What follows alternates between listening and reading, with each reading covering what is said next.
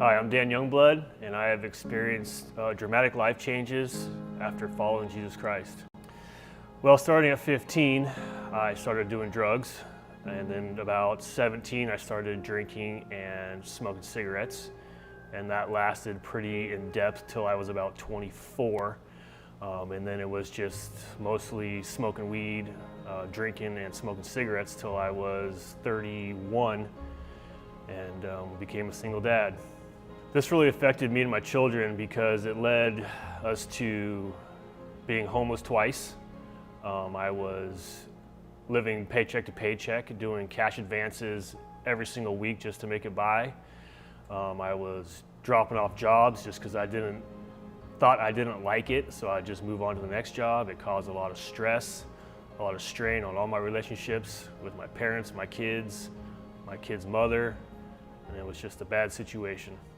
Yeah, the big change is what got me out of that mess is a dear friend of mine asked me to come to church. He kept begging me and bugging me to come to church with him, and I finally gave in and went to church, and that was in, I believe, April of 12. I made that decision, and I have not stopped going to church since, and it's been a dramatic life change for the good, and it's just so thankful for my friend for doing that for me. Well, the moment I surrendered my life to Jesus, I think was about 2 months after I started going to church again. It wrecked me.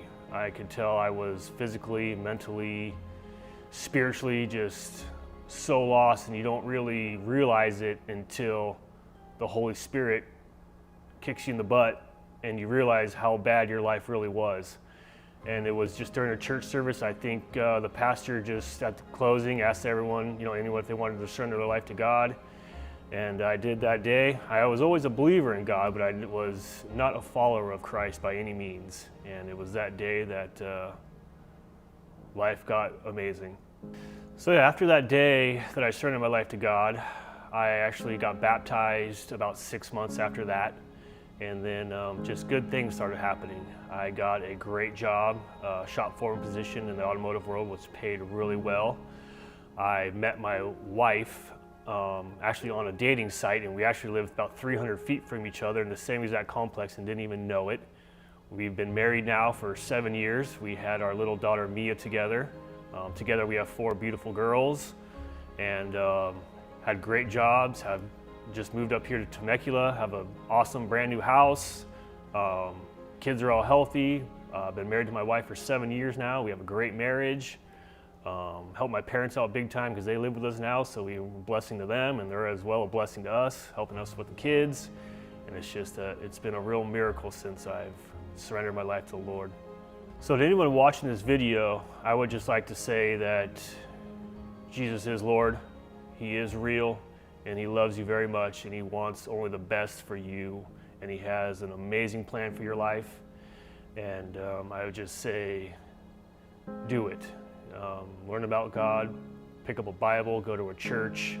If you don't know Jesus, take baby steps to figure out who Jesus is and how much He really loves you and cares about you. And it is well worth it. And those people who think smoking weed is just not that big of a deal, it is. I did it for 16 years, and it clouds your mind, it clouds your thought process, it puts a cloud and a damper on everything you do in your life, and you don't realize how bad it really is until you get clean and sober and your mind wakes up to reality. For those of you that are following Christ, I would just like to say that don't make the decision for your friend.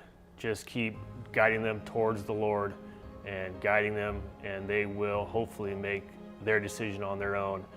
And it was a miracle that my friend kept pushing me to come to church, because it wasn't his words, it was actual church that saved my life and put me in this place where I'm at right now today, talking to you all, and I wouldn't be doing it and if it weren't for him.